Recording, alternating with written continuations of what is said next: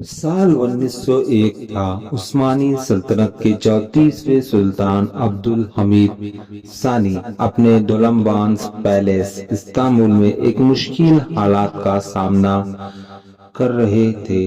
ایک راز جو صرف انہیں معلوم تھا، سلطان کے ملک میں ایک خطرناک سازش پڑ رہی تھی۔ ایسے وقت میں انہوں نے اپنا بھروسہ اپنے وفادار ایجنٹ اور ڈپلومیٹس پر رکھا تھا، مگر کچھ پہیلیاں اتنی گہری تھی کہ ان کا حل کرنا سلطان کے لیے بھی مشکل تھا۔ سلطان نے ایک فیصلہ کیا، وہ دنیا کے مشہور ڈیٹیکٹیو شرلاک ہومز سے مدد لیں گے، لیکن ایک مصیبت تھی۔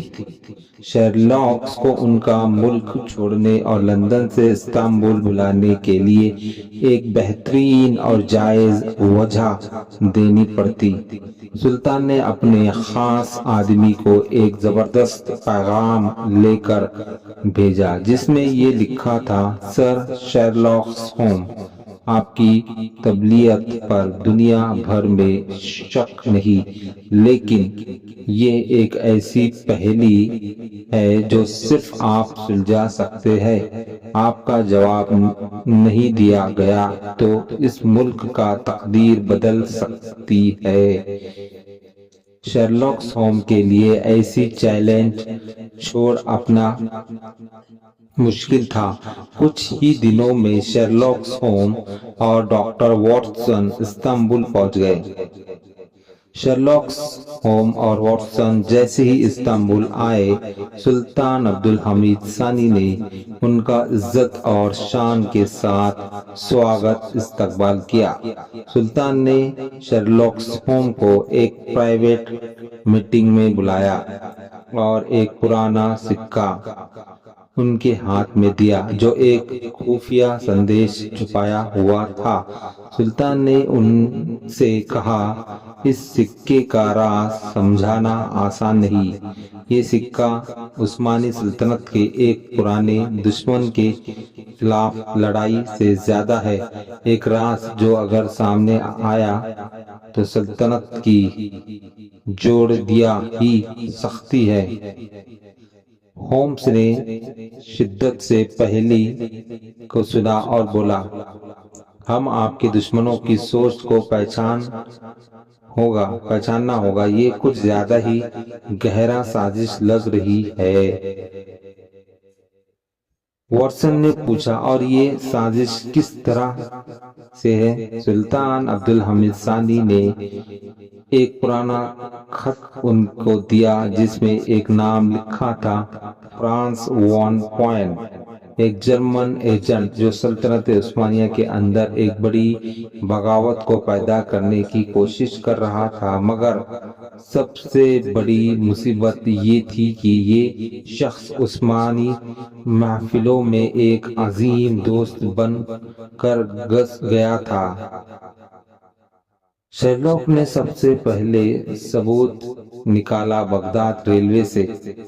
یہ ایک پروجیکٹ تھا جو جرمنی اور عثمانی سلطنت کے درمیان چل رہا تھا، لیکن کسی خفیہ ایجنڈا اور حصہ بھی ہو سکتا تھا۔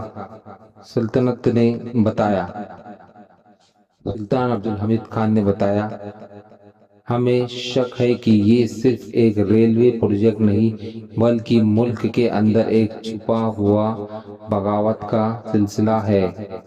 ہومز نے ریلوے کے ڈاکیومنٹس کو دیکھنا شروع کیا اور کچھ ہی وقت میں ایک عجیب بات انہیں سمجھ میں آئی۔ ایک ٹرین روٹ ایسے لیگل سے گزرتی تھی جہاں پہلے کبھی کوئی اہمیت نہیں تھی۔ ہومز نے ریلوے میپ کو ڈیٹیل سے دیکھنا اور اس راستے کو فالو کرنے کا فیصلہ کیا۔ شرلاک ہومز اور ڈاکٹر واٹسن اور سلطان کے خاص ایجنٹ نے ایک ٹرین رائڈ کا پلان بنایا جو ان کے خیالوں میں بغاوت کے مقام تک لے جاتی تھی۔ یہ سفر رات کو تھا اور سب کچھ پہلے سے تیار تھا۔ رات کے اندھیرے میں ایک چھوٹا سگنل پوائنٹ پر ٹرین روکی۔ ہومس نے دیکھا کہ کچھ لوگ ٹرین سے کچھ صندوق اتار رہے ہیں۔ انہوں نے ڈاکٹر واٹسن سے کہا، واٹسن، مجھے شک ہے یہ لوٹ یا سامان نہیں بلکہ کچھ زیادہ ہی خطرناک چیز ہے۔ وہ لوگ صندوق کو ایک ٹنل میں چھپا رہے تھے۔ ہومس نے ان کا پیچھا کیا اور دیکھا کہ صندوق کے اندر دھماکے سے بنائے ہوئے ایکسپلوسیو ہے۔ یہ سارا سامان ڈولمبیچ پیلیس کو اڑانے کے لیے تھا۔ شرلاک ہومس نے فوراً سلطان کو اس کی خبر دی اور سلطان نے اپنی فوج کو الرٹ کر دیا۔ ایک وقت ایسے آیا جب ہومس، واٹسن اور سلطان کے سولجر نے سازش کرنے والوں کو گھیر لیا۔ فرانس وہ پخموت بنا گئی جو جرمنی کے فیور میں ہو۔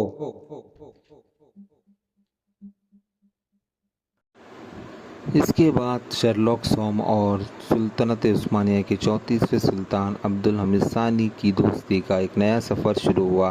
جب یہ سازش ناکام ہوئی، سلطان عبدالحمید ثانی نے شرلاک ہومس کو شکریہ ادا کیا اور کہا، آپ نے صرف میری جان نہیں بلکہ پوری سلطنت کو ایک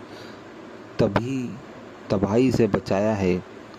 شرلاک ہومس نے مسکراتے ہوئے کہا، میرا کام تھا راز سلجھانا، لیکن آپ کے ساتھ وقت گزارنا ایک نیا تجربہ تھا۔ سلطان، شاید دنیا کی تاریخ ہم دونوں کے ملنے کو کبھی نہ بھول پائے۔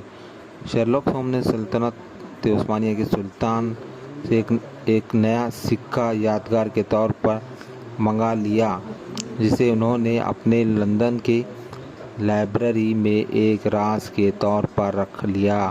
سلطان اور شرلاک ہومس کی دوستی ایک مثال بن گئی اور دنیا کے الگ الگ چھپے ہوئے راز ایک نئے سفر کی دعوت دینے لگے۔